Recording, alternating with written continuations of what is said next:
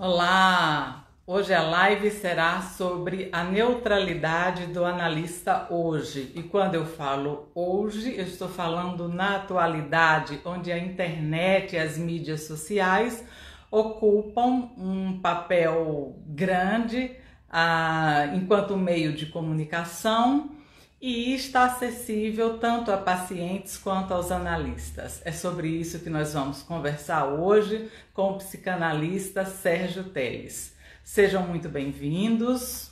Olá, Júnior, que legal você aqui. O pessoal da Verbo Clínica, lá na Zona Sul, acho que é Brooklyn. Roberta, Elizabeth.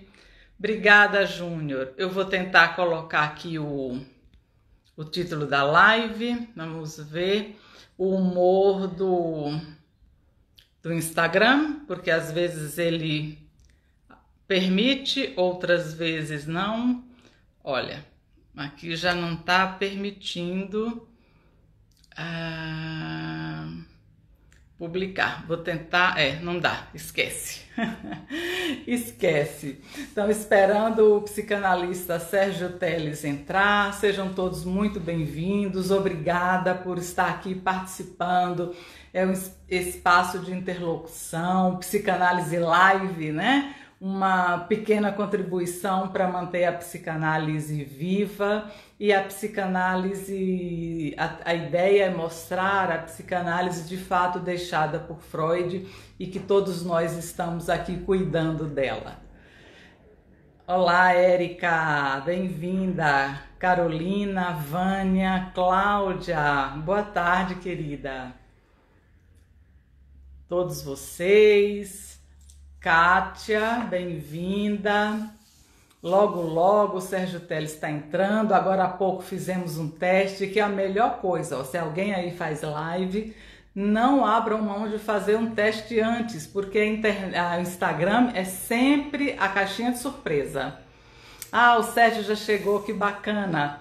Então, Sérgio, deixa eu ver se tem o seu convite. Se você puder me enviar o convite, porque a gente só conseguiu o Sérgio enviando o convite. Isto, vamos lá. Vamos ver. Vamos lá. Cláudia, no Instagram, às vezes eu consigo pôr no... Olá, conseguimos! Olá, finalmente, né? Não é? Finalmente deu certo dessa vez. Puxa, bem-vindo, Sérgio. Queria já começar te agradecendo mais uma vez a sua disponibilidade de dividir aí seus conhecimentos, que são extensos, né? Enfim, extremamente respeitados por todos nós da psicanálise. E dizer que é um orgulho para mim, tenho certeza para as pessoas que estão aqui nos acompanhando. E eu vou começar te apresentando. O Sérgio Telles é psicanalista vinculado ao SED Sapiência, que é um dos grandes núcleos de formação de psicanálise no Brasil. E o Sérgio também é membro editorial da revista Percurso, uma revista de psicanálise. Além de psicanalista, o Sérgio ele é escritor.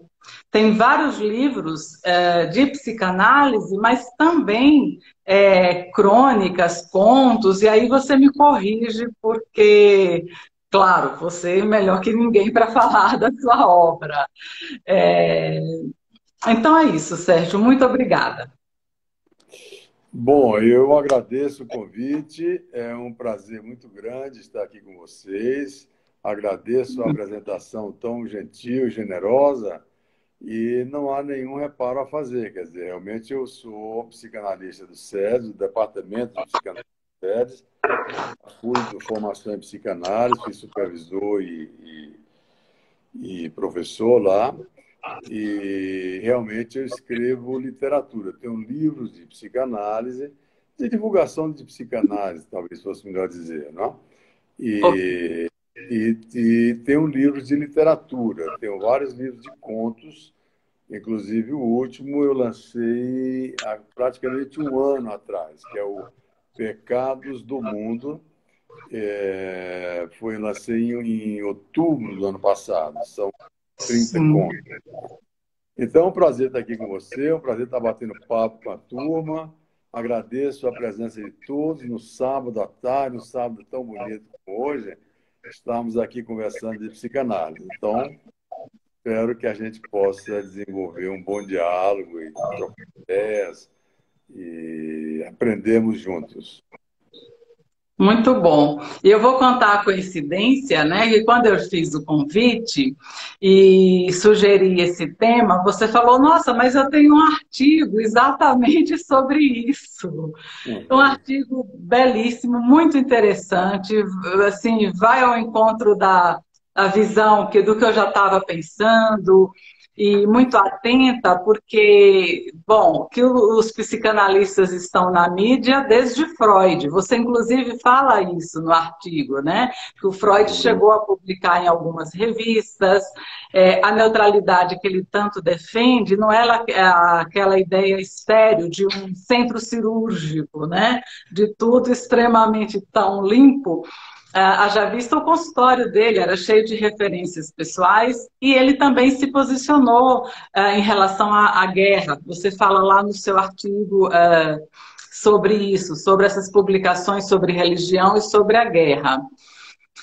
Mas agora, a internet democratiza as informações de todos, né? Ou de quase todos. É muito difícil ter alguém fora dos sites de busca, ainda que não esteja numa rede social. E depois da pandemia especificamente, um número muito maior de psicanalistas tem usado o Instagram e outras redes como uma forma de comunicação, em alguma medida até de transmissão da psicanálise. Então, diante disso, como é que fica? Mas aí eu queria que você ficasse à vontade, se você quiser fazer uma introdução, e a gente começa a conversar. Enquanto isso, eu vou mudando o meu fone aqui, que não está funcionando muito bem.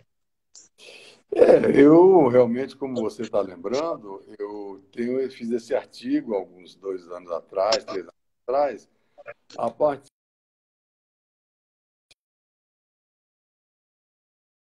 artigo que saiu no jornal The Guardian.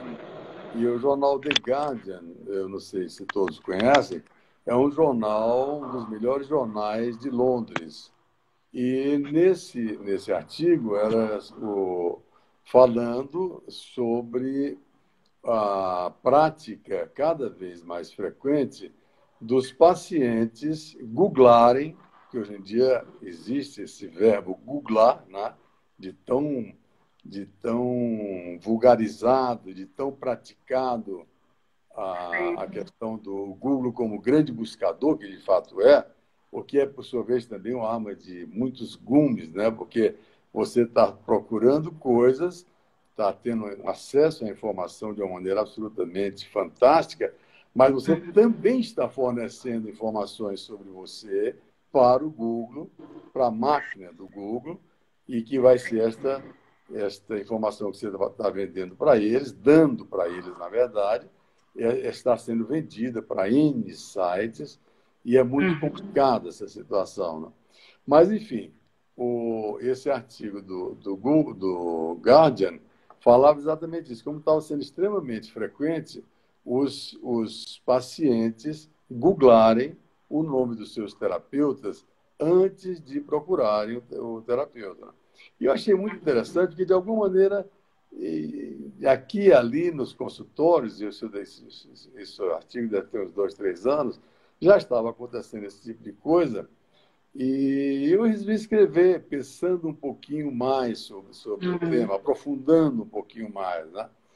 E uma das coisas que eu pensei é que, de fato, como manda o figurino, como manda as normas do setting psicanalítico, quer dizer, o ideal é que o paciente não conheça nada. É, Ana Silva, eu não sei se a minha tela de vez em quando fica preta e eu tenho que tocar, é assim mesmo?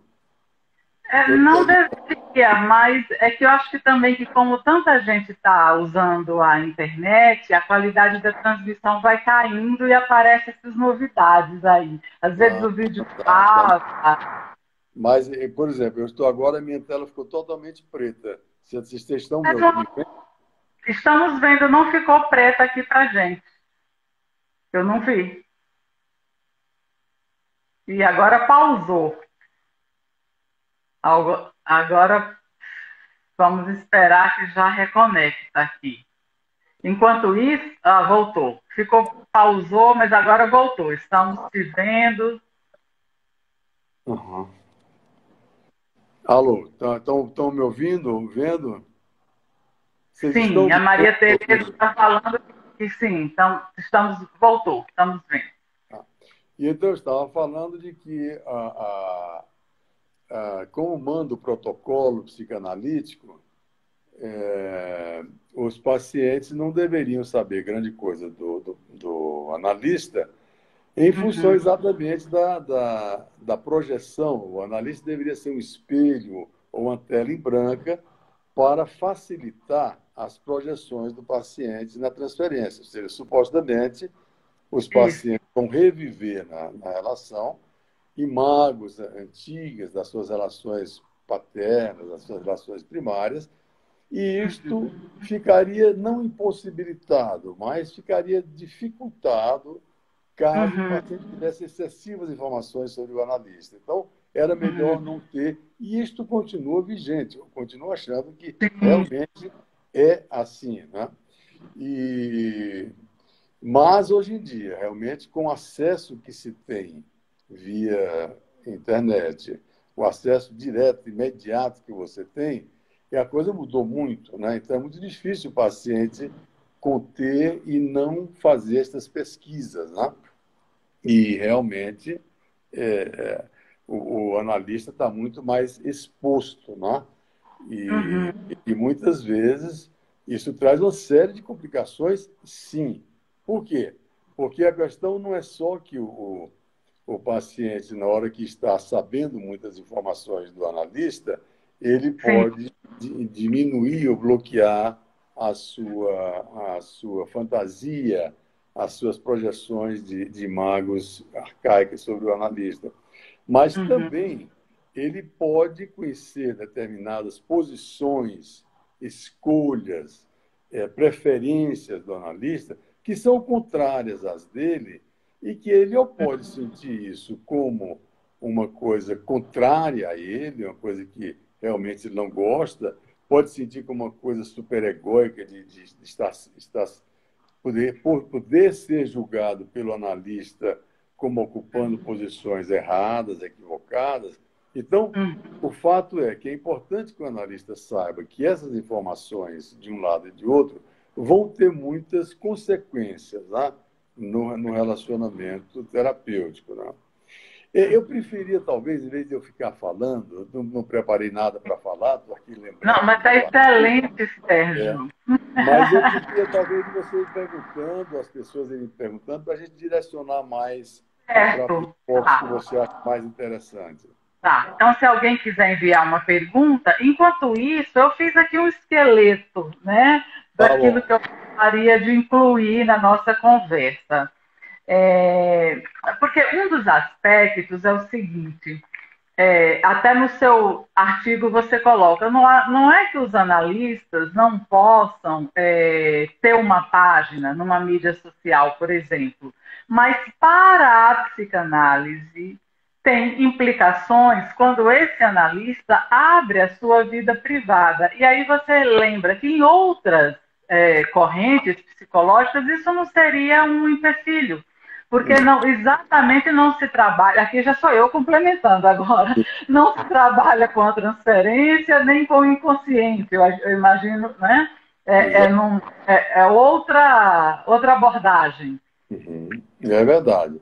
E, de fato, quer dizer, como eu estava falando antes, para o analista, isto tudo vai ter consequências na prática, né? Se o paciente sabe determinadas coisas, conhece determinados detalhes, isso de uma maneira ou de outra vai interferir na relação transferencial e é muito bom Isto, eventualmente, aconteceria de qualquer maneira, são situações da vida. Nada impede que um paciente vá para uma festa, por exemplo, e está sentado numa mesa, onde começa a falar do analista dele, e ele, por exemplo, vai tomar informações de uma série de coisas da vida pessoal, particular, Uhum. fatos da vida do analista, e que ele está ali. Pô. Então, são fatos que podem acontecer na vida social. São ocorrências da vida social, impossível de evitar. Não? Agora, a, esta questão tem uma série de implicações na medida em que, de fato, a, esse protocolo analítico ele tem se modificado no correr dos anos, porque não só tem outras linhas de terapia que não são psicanalíticas e para os quais isso não tem a menor importância, tanto assim que Uhum. naquele artigo eu cito que há muitos analistas americanos, por exemplo, que fazem no site, eles dizem, eu sou órfã de pai e de mãe, ou eu sou desquitado, ou eu tenho tal ou qual preferência sexual. Então, são pessoas, são terapeutas que visam um determinado nicho do mercado e já se posicionam de tal forma que é para que pacientes que têm uma patologia, ou tenham experiências, ou tenham vivências semelhantes às dele, possam se aproximar. Mas você veja que isso é uma abordagem completamente diferente da abordagem analítica. Né? Porque a Ah, isso abordagem que eu ia analítica perguntar. é outra conversa. Eu tinha entendido você começar essa fala dizendo que tem psicanalistas americanos. Então, não são psicanalistas, Não, são psicoterapeutas. são Ah, tá. terapeutas. Mas há Tá. também, e aí a coisa complica um pouco, porque, como o André Green fala, ela fala na crise da psicanálise. Então, ele diz que, de fato, a psicanálise, que ele divide em freudiana, pós-freudiana e contemporânea, e tem toda uma série de categorias e autores que ele vai mais ou menos colocando como importantes, mas ele Uhum. diz que, atualmente, de 2000 para cá, um pouco antes, há uma grande crise da psicanálise na medida em que, de fato, toda a teoria está muito fragmentada, com práticas bastante diferentes, com propostas teóricas diferentes, que têm como consequências práticas também diferentes.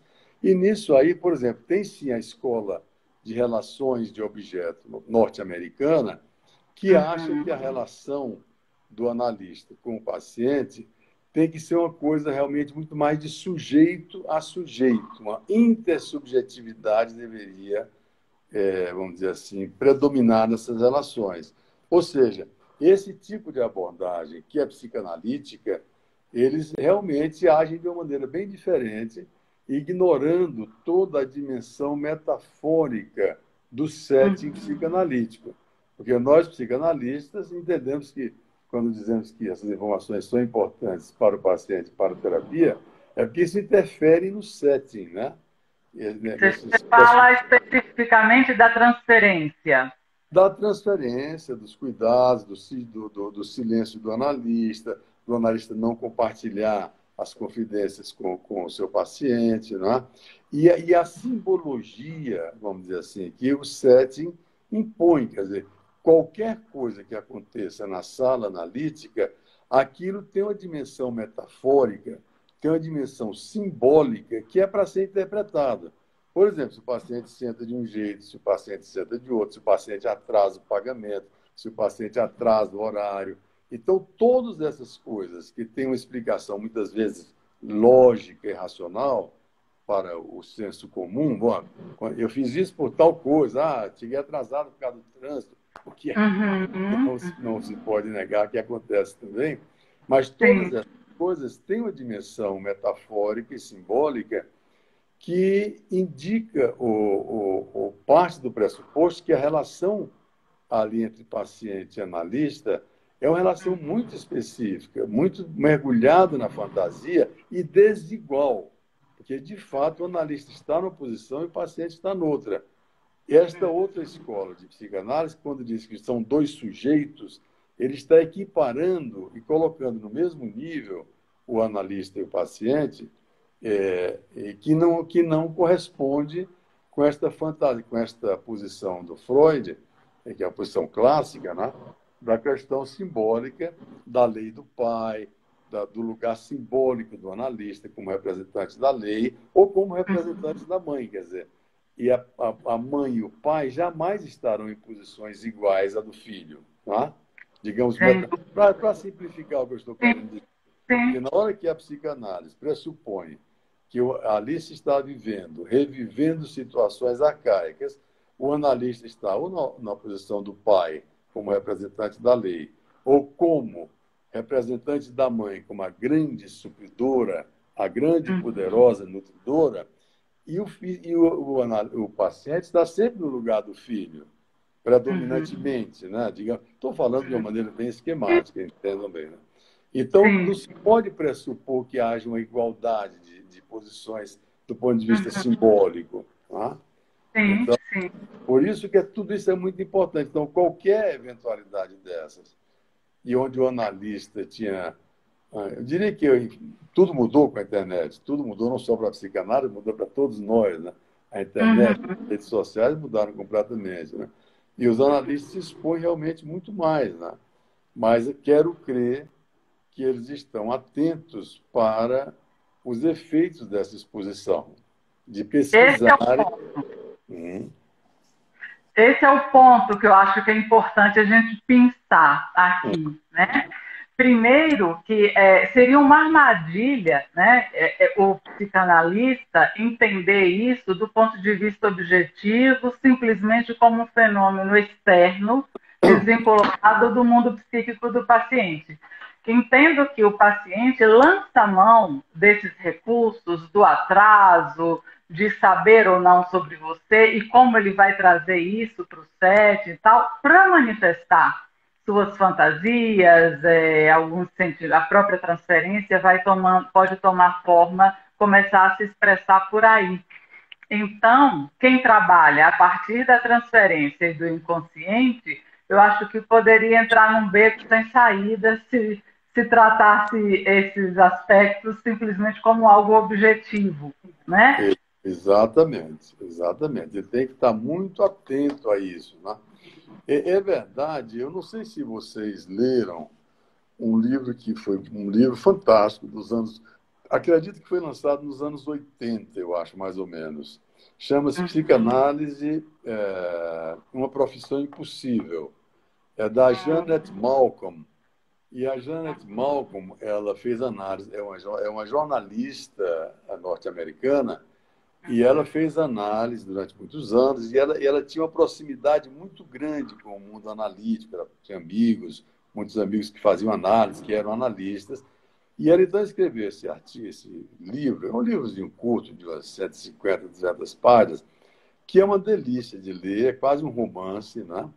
E onde ela conta, ela segue, por exemplo, um dos aspectos do livro, ela segue analisando um jovem analista que está em análise didática e ela vai seguindo a vida do cara. Ela pediu licença e pediu licença para descrever. Claro que ela protege a identidade desse analista com outros nomes, e o nome do analista dele e tudo mais, mas é uma coisa muito interessante porque ela vai mostrando a fascinação do analisando com o seu analista, né?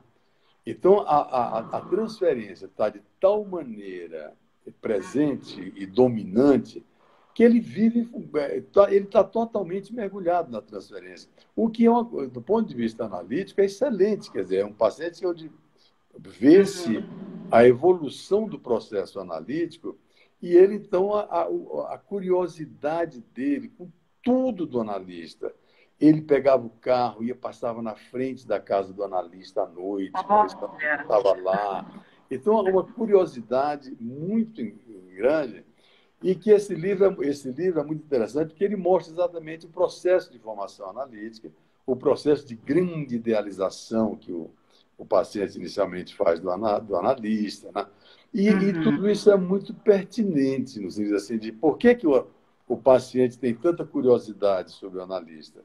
É porque o paciente está na transferência colocando o analista numa posição paterna-materna, como a criança, e para a criança, o pai e a mãe são figuras absolutamente maravilhosas, extraordinárias, poderosas, onipotentes, e na regressão que a transferência traz, o paciente está vivendo. E é por isso mesmo que o analista supostamente deve estar muito atento a esse tipo de informação, porque ele sabe que ele está, em dando informações, ele está alimentando, dando elementos para esse lado regressivo necessário, estruturalmente necessário do processo, porque isso não é Sim. que seja uma coisa ruim, isso faz parte do processo, é através justamente dessa situação que você vai interpretando os conflitos arcaicos do paciente. Né? Então, Acima cada de tudo, acima de tudo, no início da análise, né? A transferência positiva. e negativa também, porque É, o que importa é a intensidade do sentimento, que poderá ser positivo, a curiosidade, a idealização, como oposto também. O paciente pode ter um ódio, desencadear um ódio violentíssimo ao seu analista, né? Transferencialmente também. Então, o que importa é, por exemplo, a questão da exclusão. O paciente está revivendo com o analista sentimentos extremamente penosos de exclusão. Como a sim, criança sente. A criança está ali com o pai e com a mãe, em algum momento ele sabe que a mãe vai ficar com o pai vai ficar com a mãe, e ele está excluído, que há algo do sim. qual ele está absolutamente excluído, e isso é uma coisa muito penosa para a criança. É um sentimento de ciúme, de exclusão, de ódio, de ressentimento. Então, esses sentimentos todos tendem a aparecer, e é bom que apareça. É aí que você vai poder interpretar e o paciente vai poder reviver tudo isso.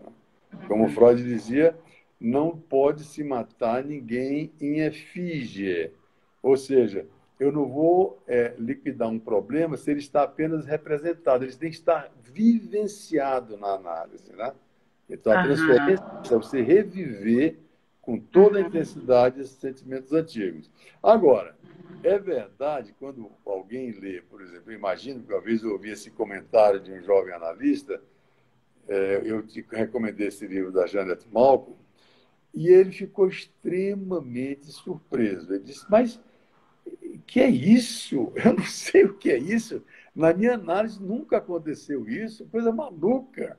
Então, eu achei a observação dele muito pertinente, porque isso mostra também de que maneira a formação analítica também vai se modificando e que levanta uma série de questões muito graves, né? Porque a intensidade de uma análise, a intensidade da transferência de uma análise 4 vezes por semana, onde realmente o inconsciente, o passado, as relações arcaicas estão muito mais à tona do que uma análise que tem 1 vez por semana, onde esta análise ela é invadida pela realidade com uma força muitíssimo maior, não é verdade? Entenda bem, eu não estou dizendo que é inviável, impossível alguém fazer análise 1 vez por semana, Sim, porque sim. se faz, eu mesmo tenho vários pacientes que fazem assim, mas isso não me poupa de pensar eu já tive a experiência pessoal de fazer análise 4 vezes por semana, já fiz análise com pacientes 4 vezes por semana, e saber que há sim uma diferença. E uma Sim. diferença é essa, quer dizer, uma análise 4 vezes por semana realmente possibilita um manejo e traz à tona a conflitiva arcaica muito mais fluidamente, você está ali o tempo todo reativando e vivendo isso, e Recomendo. a realidade objetiva fica mais ou menos ao lado. Numa análise com menos intensidade, com menos frequência, 1 vez por semana, a realidade invade muito. Então, há um certo tempo até o paciente a gente retomar um fio que seja um fio não tão preso à conflitiva da realidade, que é importante, não estou dizendo que a discussão dos aspectos da realidade não seja importante, mas é um pouco diferente. Né? Sim. Eu não sei se, Sérgio, se você achar que eu estou falando muito, você me interrompe, Fique à Para de vontade. falar. E Mas você faz as perguntas. as pessoas enviaram as perguntas. Ó, você pediu. A Bianca fez duas perguntas. Na verdade, ela falou se como seria o manejo dessa não neutralidade do paciente ter dados da vida do analista no caso de pacientes psicóticos. Essa é Uhum. uma pergunta da Bianca. A outra é que quando o psicanalista. É que, na verdade, o psicanalista, eu entendo que ele não vai fazer isso. Eu até pedi para. Deixei bem claro aqui na conversa com o Sérgio. São outros psicoterapeutas que se colocam como: olha, eu sou negro, ou eu Tá. sou mãe, né? Sim, sim, sim. A pergunta dela é se esse tipo de informação assegura já o estabelecimento de uma transferência? Essa é a pergunta. Não, isso estabelece, a meu ver, um grande equívoco, porque estabelece uma identidade entre o paciente e o analista, e aparentemente eles estão compartilhando uma determinada vivência, uma determinada condição de vida que possivelmente, pressupostamente, possibilitaria uma proximidade maior. Tá? Mas isso, veja bem, isso não é psicanálise. O psicanalista não faria isso. E não faria por quê? Por que, que o psicanalista não faria? Porque ele entende que isso seria, em primeiro lugar, fechar muito o campo transferencial e enfatizar um determinado aspecto, embora importante, da vida dos dois, do paciente e do analista, e estabelecer um conluio, uma cumplicidade uma identidade entre os dois que analiticamente não é interessante. Por que, que não é interessante? Porque o analista e o paciente, eventualmente, em determinados momentos da análise, o paciente fica muito identificado com o seu analista. E o Sim. analista fica idealizado, mas haverá um determinado momento onde essa idealização tem que ser desfeita e a identidade do paciente não é a identidade do analista. O paciente Perfeito. tem o analista, o trabalho do analista não é se oferecer como um modelo identificatório para o paciente. O trabalho do analista é ajudar o paciente a descobrir e fortalecer a sua própria identidade, desvinculando-a de submissões arcaicas ao desejo de pai, desejo de mãe, aos mecanismos de defesa que distorceram o seu ego e que foram importantes e necessários naquela ocasião lá atrás, para que ele pudesse sobreviver, mas que se transformaram em anacronicidade, são coisas anacrônicas que atrapalham a vida do fulano, porque o paciente está vivendo hoje, imaginando as situações do passado anterior e incapaz de se discriminar disso, né? Então, quando o paciente, quando o analista não, quando um terapeuta faz esse tipo de propaganda, que é muito comum nos Estados Unidos, olha, eu sou negro, eu sou gay, eu Aqui sou também, viu? lésbica. Então, para chamar esse tipo de paciente, é um equívoco. Quer dizer, é equívoco do ponto de vista analítico. O objetivo desse terapeuta não é análise. Ele está, talvez, querendo fazer uma terapia de apoio, de suporte, o que tem o seu valor.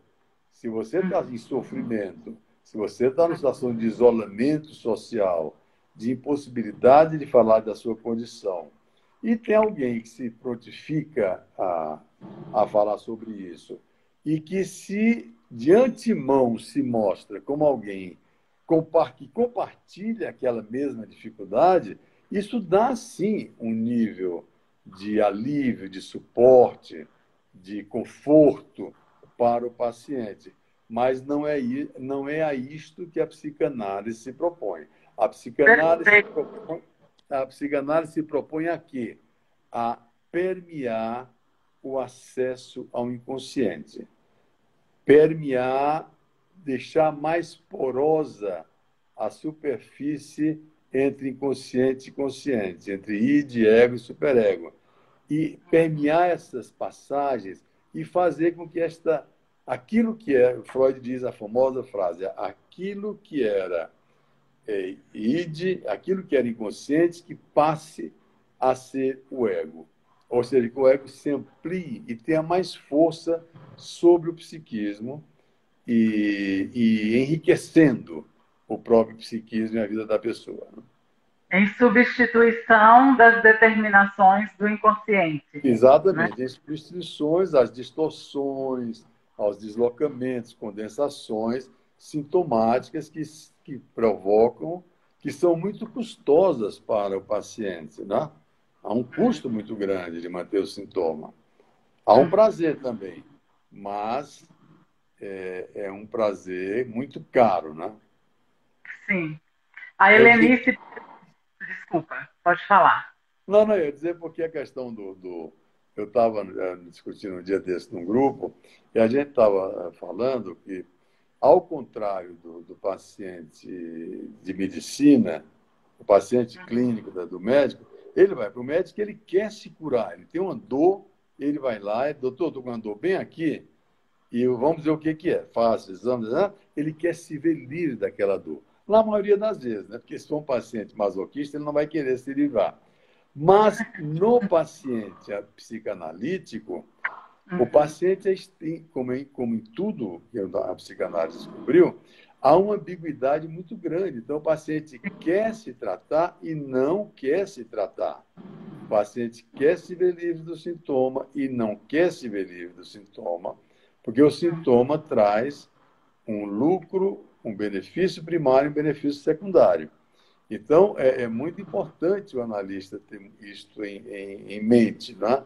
E que isso marca a especificidade da psicanálise e que eu acho, muitas vezes eu digo, que o masoquismo é o exemplo por excelência da questão psicanalítica, porque a dor, que é o sentimento mais a ser evitado pelo ser humano, quer dizer, ninguém conscientemente quer sentir dor, né? Quer sofrer. E o masoquista quer. O masoquista quer sofrer. Então, há uma antinomia, há uma coisa inexplicável do ponto de vista da lógica racional. É isso que impõe-se aí uma outra lógica, uma outra forma de pensar para entender algo que foge completamente à lógica racional consciente.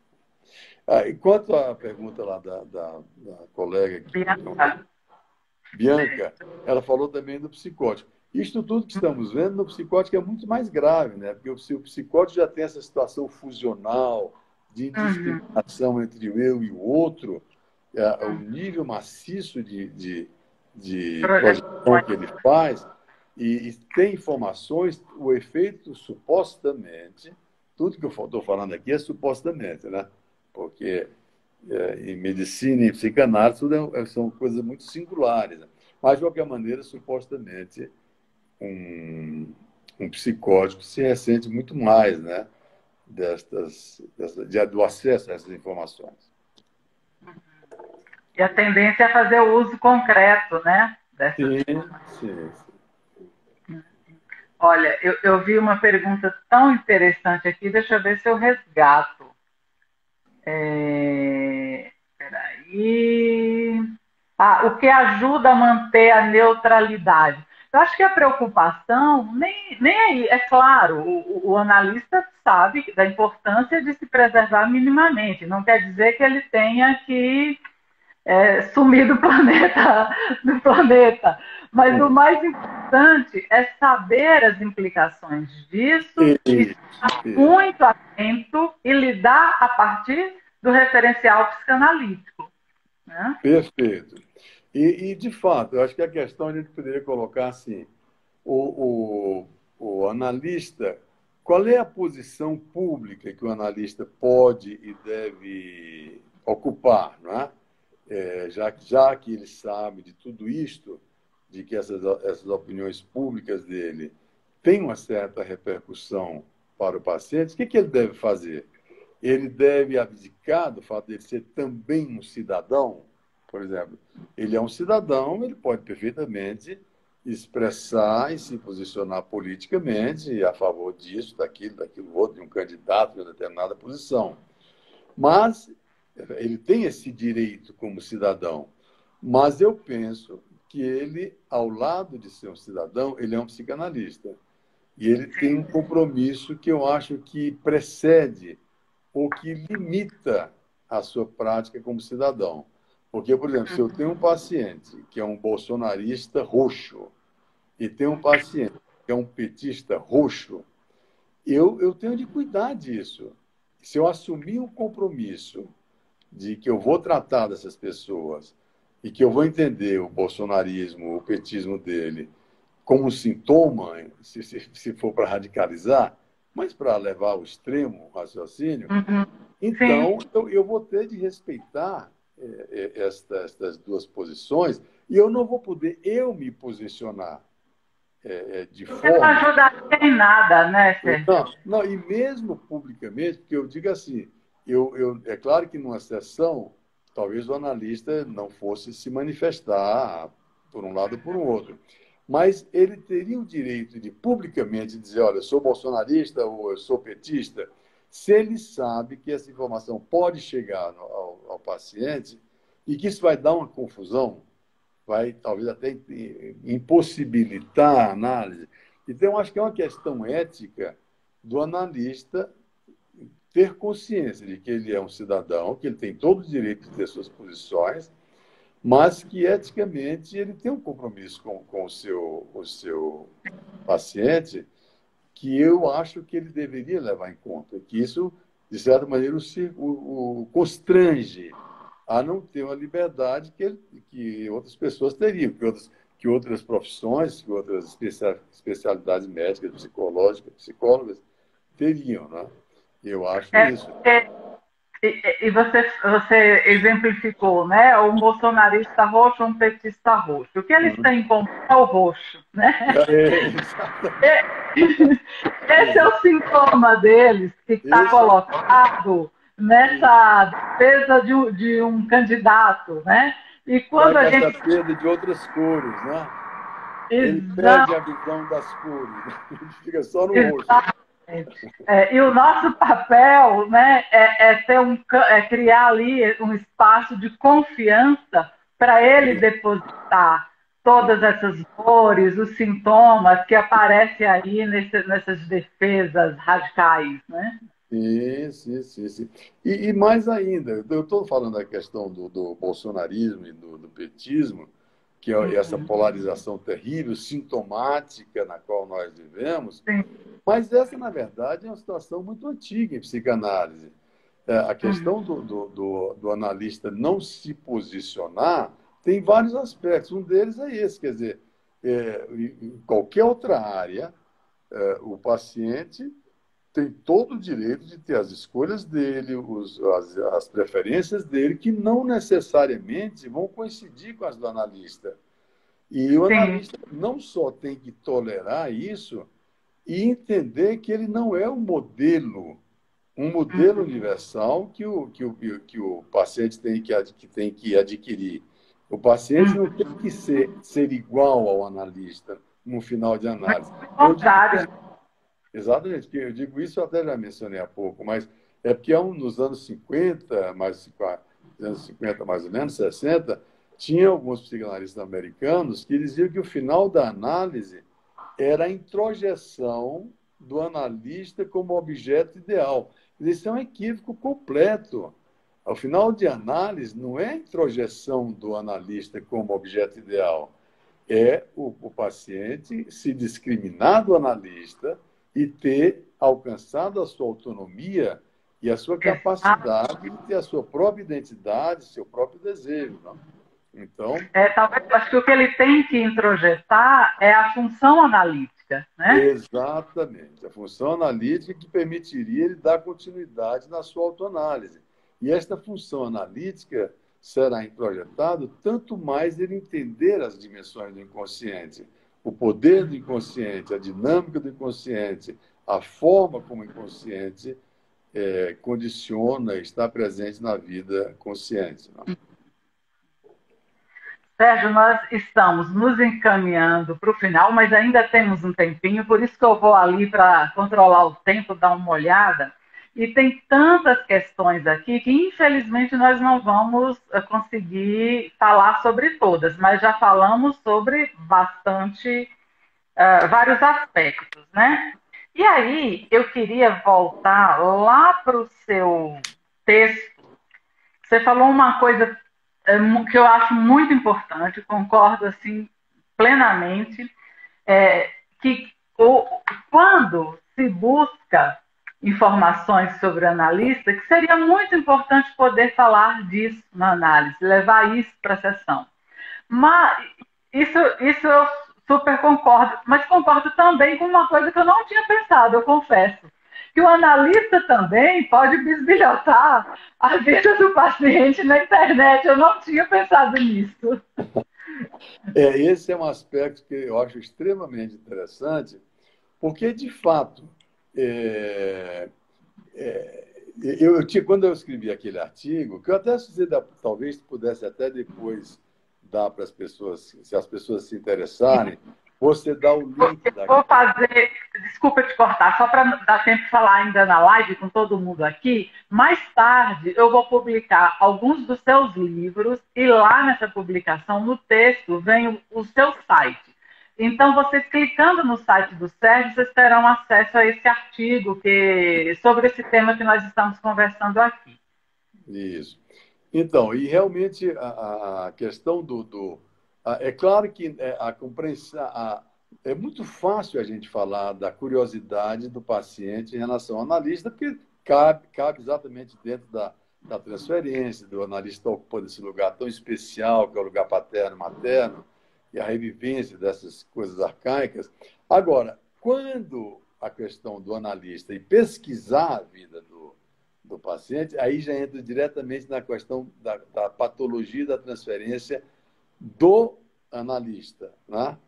Até que ponto ele está realmente pesquisando porque precisa, e aí tem vários, eu cito, inclusive, no artigo, uma situação muito interessante, que era uma analista inglesa, que ela tinha um paciente, recebeu um paciente, e o paciente, que ela julgava ver no paciente traços de megalomania, de arrogância, e esse fulano se dizia um CEO, um grande executivo, com grandes relações, de extraordinário poder, e ela ficou na dúvida se aquilo dali correspondia à realidade, se de fato aquele paciente ocupava aquele lugar de tanta proeminência nos negócios, na política, ou se era mais um sintoma delirante de megalomania. Né?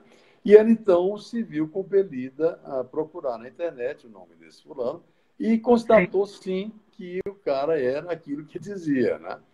Então, ela realmente, e a conclusão que podemos tirar é isso, foi uma coisa muito positiva, porque, em primeiro lugar, ela teve um parâmetro para avaliar o paciente, o que é muito necessário, que com determinados pacientes mais doentes, eles trazem determinadas situações que pode ser verdade, pode não ser verdade, e você interpreta, claro.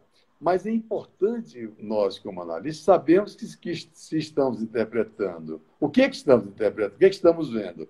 É um fato, que aí você vai interpretar de um jeito, ou é uma fantasia, que, por sua vez, leva a um outro tipo de interpretação. Né? E ela, então, ao ter essa informação, ela soube, então, que o paciente era, mas ela também teria tido a oportunidade de se auto-observar e pensar da contra-transferência dela. Por que ela duvidou tanto que o paciente pudesse estar ocupando um lugar tão importante, ser uma pessoa realmente importante? É porque ela estava com inveja do paciente, ela estava com inveja do paciente, não podia tolerar que o paciente fosse um homem importante, rico, poderoso, né? E ela teve de duvidar enfim, avaliar, né? E eu tinha já terminado de escrever esse artigo quando eu fiz outra pesquisa e vi um longo artigo muito interessante do British Journal, Jornal Britânico de Psiquiatria, falando não tanto do ponto de vista da psicanálise, mas sim da psiquiatria, de se o psiquiatra deveria pesquisar na internet, se deveria e quando deveria pesquisar na internet sobre o paciente. E é interessante que ele lista uma série de situações onde é muito importante, especialmente com pacientes psicóticos, e que é importante que a equipe, ele está falando sempre do sistema de saúde em inglês, então são equipes que tratam de pacientes psicóticos, que a equipe acompanhe, por exemplo, os blogs, os sites, especialmente nos pacientes psicóticos que podem estar se expondo muito, né? Por exemplo, um paciente em mania. Muitas vezes a gente até às vezes vê no Facebook, por exemplo, e vocês devem ter tido essa experiência, que você vê que determinados posts, claramente aquela pessoa não está bem. Ou ela está muito deprimida, postando fotos assim, de descalabro, né? Ou totalmente maníaca, sem crítica, fazendo a mínima coisa que caberia a alguém que tivesse alguma atenção, quem sabe o terapeuta, ou a própria família, diz, olha, pessoal, você não está bem, você está se expondo muito, né? Então, há várias formas de você intervir e ter informações, né? Agora, um problema sério, realmente, que não há solução ainda, tudo isso é muito novo. Esse artigo deve ser de uns 3, 4 anos, esse do British Journal, ele lista umas 10 situações onde o psiquiatra poderia e deveria, mas uma questão é essa que você levantou. Mesmo e aí voltando para a análise, se você, em primeiro lugar, é ético você, o analista, olhar informações sobre o paciente, eu acho que é uma questão muito curiosa, porque não é que você está quebrando a confiança e fazendo a invasão de privacidade, porque o próprio paciente colocou lá. Então, qualquer pessoa vai lá e lê. Então, o analista, como qualquer pessoa, pode ir olhar lá. Mas se de repente, de fato, você constata naquelas informações coisas que o paciente não lhe falou, tá? Ou discrepância muito grande de que o paciente falou, que o paciente não falou, e você descobre que o paciente está mentindo. Claramente tem um caso que ele coloca, onde de uma paciente médica, onde ela estava fazendo um tratamento para fazer uma ablação de seio, e alegou que ela tinha um problema genético, a família dela toda tinha tido problema de seio. E aí a equipe de cirurgiões pesquisou na internet e viu que começaram a notar que as histórias não batiam muito. Aí constataram que era mentira, que era tudo mentira, que a paciente, para fazer aquela cirurgia de graça, tinha inventado toda uma história genética que não existia. Mas como é que você vai dizer isso para a paciente? É outra questão. E na terapia também, né? Então, como dizer, olha, eu vi isso, tal coisa, eu acho, eu nunca tive essa experiência, nunca me aconteceu comigo. Mas eu acredito que se algum dia eu for olhar e descobrir alguma coisa que está em discrepância muito grande com o que o paciente diz, eu acho que você tem que dizer, olha, vamos ter de abordar uma situação difícil aqui, sabendo que isso pode ser uma coisa muito complicada, né? É muito complicado as consequências, né? Mas é difícil continuar uma terapia se você está sabendo alguma coisa que Sim. não dá para trabalhar, né? Fica atrapalhado. Senão você faz um conluio ali, né? Mantendo Exato. um segredo que o É. paciente Uhum. propõe. E outra coisa, Sérgio, só para concluir, também a questão do analista procurar na internet, eu acho que o analista, nesses momentos, tem que examinar muito a conta de transferência. Né? Por que ele está sentindo necessidade de olhar? Né? Até que ponto aquilo, de fato, se impõe em função de algo que está acontecendo ali, como, por exemplo, o paciente está delirando, não está delirando, ou não, ou se é simplesmente o analista começa a em função da sua problemática, a misturar-se com a problemática do paciente e fica complicado. Então, o analista tem que examinar muito a sua conta de transferência. Sim.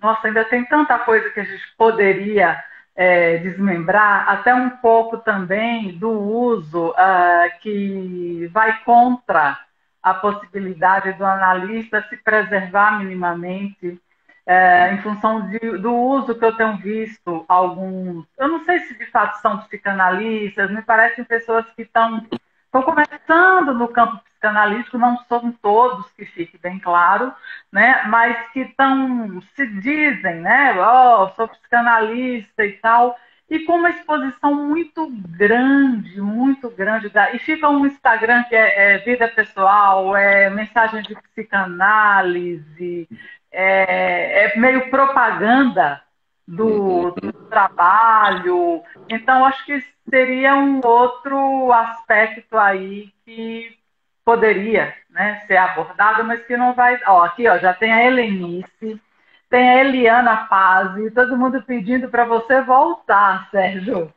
E eu vou assinar também nessa lista aí de reivindicação para você voltar, para a gente continuar falando sobre o Sabe? tratamento. Quem sabe, é um Né? prazer. Eu gosto muito de bater papo, são assuntos que são importantes, são assuntos que a gente precisa pensar.